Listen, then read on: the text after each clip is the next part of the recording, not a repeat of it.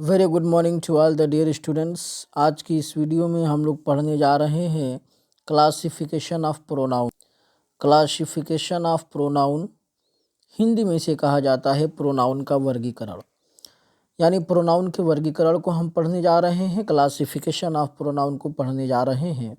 इसमें हम ध्यान से देखते हैं तो इसमें फर्स्ट पर्सन का प्रोनाउन होता है, फर्स्ट पर्सन प्रोनाउन होता है, सेकेंड पर्सन प्रोनाउन होता है और थर्ड पर्सन प्रोनाउन होता है।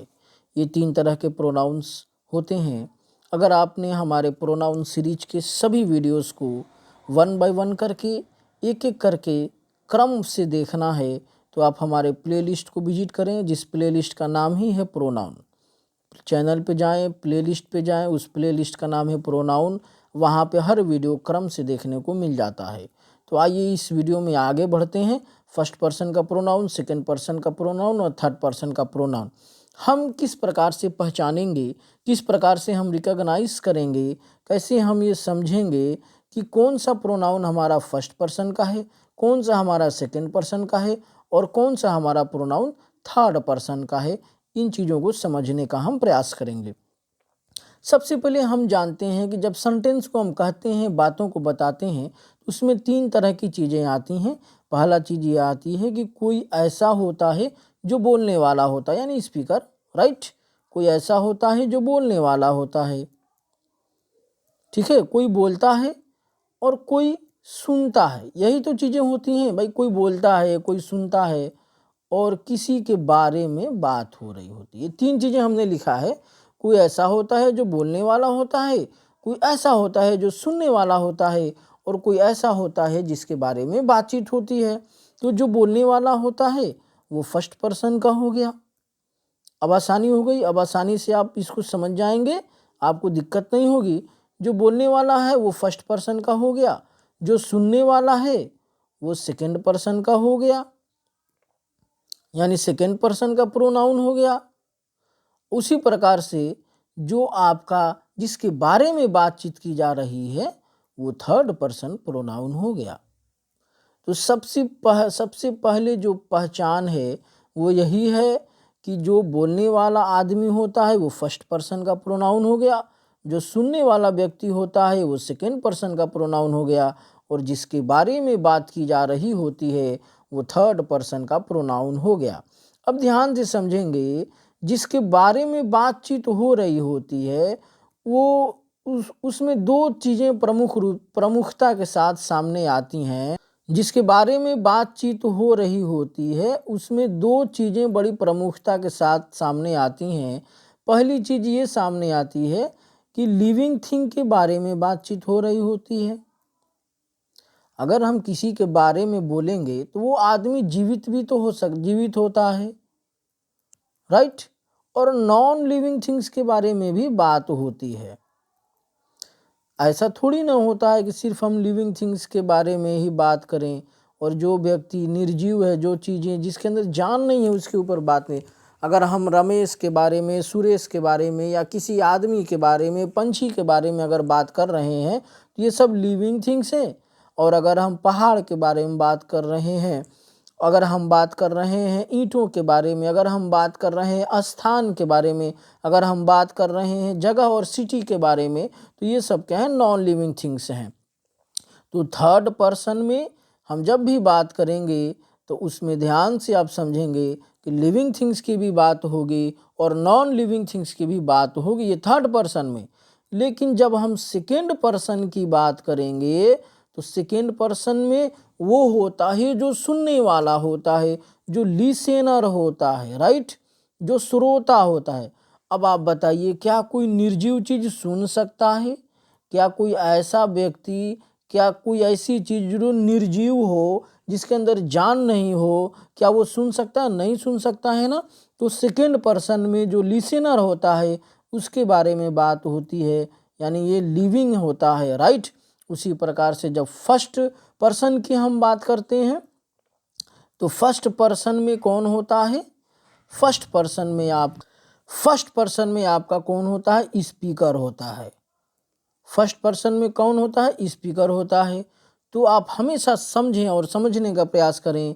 जो स्पीकर होता है, जो बोलने वाला होता है, वो भी क्या होता है, लिविंग होता है। तो ये चीज़ें थोड़ा थोड़ा हम आपको बस समझाने का प्रयास कर रहे हैं। अभी तो हमने प्रोनाउन शुरू भी नहीं किया, सिर्फ हम ये बता रहे हैं कि पहचानते कैसे हैं, और ये बताने का प्रयास करेंगे कि इस चैप्टर में हमें पढ़ना क्या है। तो आपने ध्यान से समझ लिया। फर्स्ट पर्सन यानी स्पीकर होता है, वो व्यक्ति होता है जो बोलने वाला होता है। अगर आप किसी भी बात को बोलते हैं, किसी भी बात को कहीं पहुंचाते हैं, तो दो तरीका होता है, या तो बोलकर या तो लिख कर। तो फर्स्ट पर्सन में स्पीकर या राइटर हो गया, और दोनों ही लिविंग थिंग्स हो गया। भाई निर्जीव चीज बोल नहीं सकता है।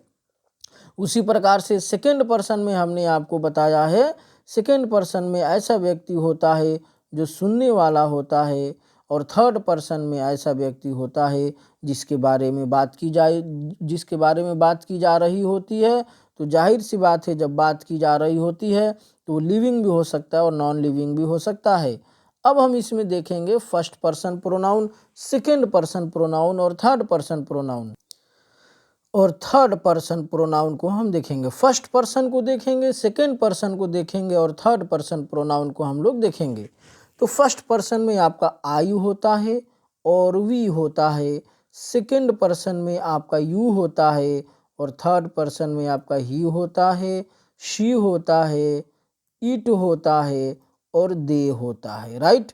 फर्स्ट पर्सन में आई और वी होता है, सेकेंड पर्सन में यू होता है, और थर्ड पर्सन में ही, शी, इट और दे होता है। अब आगे हम आपको बताने जा रहे हैं कि इसमें हम लोग और क्या क्या पढ़ने वाले हैं, ताकि आपके दिमाग में इमेज क्लियर हो जाए, पिक्चर क्लियर हो जाए कि हमें प्रोनाउन टॉपिक में पढ़ना क्या है। तो सबसे पहले हमने आपको बता दिया फर्स्ट पर्सन, सेकंड पर्सन और थर्ड पर्सन प्रोनाउन को बता दिया, इसका हमने पहचान बता दिया है। अभी इसके और डिटेल्स को गहराई से पढ़ेंगे, और इस प्रोनाउन में और जो हम पढ़ने जा रहे हैं वो पढ़ने जा रहे हैं नंबर के आधार पे pronoun, pronoun on the basis of number. उसके बाद हम पढ़ेंगे pronoun on the basis of gender. उसी प्रोनाउन को नंबर के आधार पे देखेंगे, प्रोनाउन को जेंडर के आधार पे देखेंगे, और उसके बाद प्रोनाउन को हम देखेंगे केस के आधार पर, pronoun on the basis of case, यानी प्रोनाउन जो भी हैं उनके केस को देखेंगे हम। यानी वो ये देखेंगे कि कौन सा प्रोनाउन हमारा सब्जेक्टिव केस का है या ऑब्जेक्टिव केस का है। राइट। सब्जेक्टिव केस का है या हमारा प्रोनाउन सब्जेक्टिव केस का है कि ऑब्जेक्टिव केस का है कि पजेसिव केस का है, हम ये भी देखेंगे। प्रोनाउन जब पढ़ेंगे सब्जेक्टिव केस देखेंगे, पजेसिव केस देखेंगे, और पजेसिव केस में हम देखेंगे पजेसिव एडजेक्टिव, और क्या देखेंगे, पजेसिव प्रोनाउन। पजेसिव एडजेक्टिव को देखेंगे, पजेसिव प्रोनाउन को देखेंगे, उसके बाद रिफ्लेक्सिव प्रोनाउन को देखेंगे। यानी ये सारी चीज़ों को हमें पढ़ना है, रिफ्लेक्सिव प्रोनाउन। तो ये सारी चीज़ों को हम पढ़ने जा रहे हैं। इसके अलावा एक चीज़ और हम देखेंगे कि एडवांस रूल्स, ध्यान से समझें, एडवांस रूल्स को देखेंगे। और क्यों देखेंगे, to find the error, to find the error, यानी एरर को देखने के लिए। और वन डे एग्जाम्स में अक्सर बच्चों से एरर पूछता है, वो देखेंगे। और इसमें एक टॉपिक और देखने जा रहे हैं, वो हम देखने जा रहे हैं एक्सेप्शन ऑफ आई, यानी जो आई प्रोनाउन होता है इसके एक्सेप्शंस को देखेंगे। तो इतना सारा चीज़ हमें प्रोनाउन में पढ़ना है। तो प्रोनाउन में ध्यान से समझ लें, एक बार फिर से मैं रिपीट कर दे रहा हूँ। प्रोनाउन में हमें जो पढ़ना है वो पढ़ना है फर्स्ट पर्सन का, सेकेंड पर्सन का और थर्ड पर्सन का प्रोनाउन। उसके बाद प्रोनाउन का हमें नंबर पढ़ना है, प्रोनाउन का हमें जेंडर पढ़ना है, प्रोनाउन का हमें केस पढ़ना है, और उसके बाद एडवांस रूल पढ़ना है, और एक्सेप्शन पढ़ना है, और एक्सेप्शंस को पढ़ना है। इतनी सारी चीज़ों को हमें प्रोनाउन में पढ़ना है। तो इस वीडियो में फ़िलहाल हमने इतना ही बताने का प्रयास किया है। प्रोनाउन को हम रिकॉग्नाइज कैसे करेंगे, प्रोनाउन को हम समझने का प्रयास कैसे करेंगे, और प्रोनाउन में हमें क्या क्या पढ़ना है, इस वीडियो में हमने आपको सिर्फ इतना ही बताया है। नेक्स्ट वीडियो से एक एक चीज़ के ऊपर बहुत डिटेल में चर्चा की जाएगी। तब तक के लिए धन्यवाद। Have a nice day.